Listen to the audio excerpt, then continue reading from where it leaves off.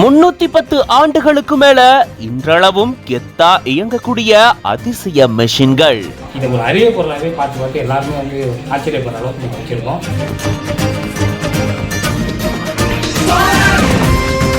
பழைய காலத்துல கரண்ட் இல்லாத காலத்துல கையாலே மேனுஃபேக்சர் பண்ணி கையாலே எடுத்து இந்த மரக்கட்டையிலான எழுத்துக்களை பொறுக்கி ஒன்றா சேகரித்து ஜெர்மனியிலிருந்து கடல் கடந்து கொண்டு வரப்பட்ட முதல் தமிழ் அச்சு இயந்திரங்களும் இதுதான். டென்மார்க் காலத்துல கப்பல்ல வந்த இயந்திரம் இந்த மிஷின் எங்கிட்ட எந்த அளவுக்கு நல்ல ஒரு நிலையில ஓடக்கூடிய நிலையில இருக்கு.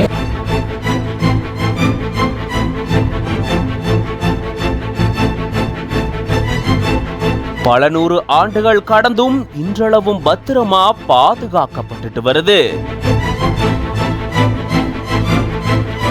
மயிலாடுதுறை மாவட்டம் தரங்கம்பாடி தாலுகா பொறையார் பகுதியில 3 தலைமுறைகளா அச்சகம் நடத்தப்பட்டு வருது.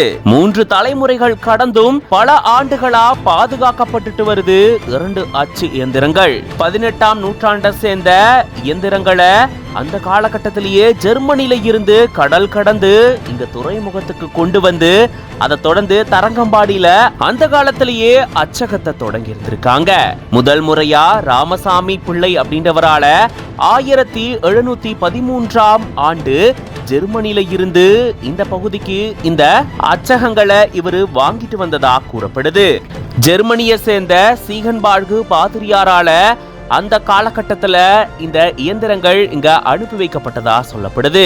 அதை தொடர்ந்து 3 தலைமுறைகளை கடந்தும் அட்வான்ஸ்டு டெக்னாலஜி கொண்ட அச்சு இயந்திரங்கள் வந்தாலுமே இந்த பழைய அச்சு இயந்திரங்கள் அப்படியே பாதுகாக்கப்பட்டு வருது.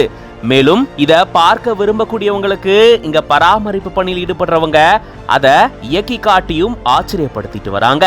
அச்சு தொழில்ல தாத்தா அப்பா இப்போ மகன்களான சிவகுமார் மற்றும் சண்முகம் ஆகியோர் இதை தொடர்ந்து நடத்திட்டு வராங்க. 18ஆம் நூற்றாண்டை சேர்ந்த இந்த அச்சு இயந்திரங்கள் இன்றளவும் பாதுகாக்கப்பட்டு வருது பெரும் ஆச்சரியத்தை ஏற்படுத்தியிருக்கு. அது மட்டும் இல்லாம முதன்முறையா தமிழ் அச்சுகள் இதுல பொருத்தப்பட்டிருந்ததா கூறப்படுது.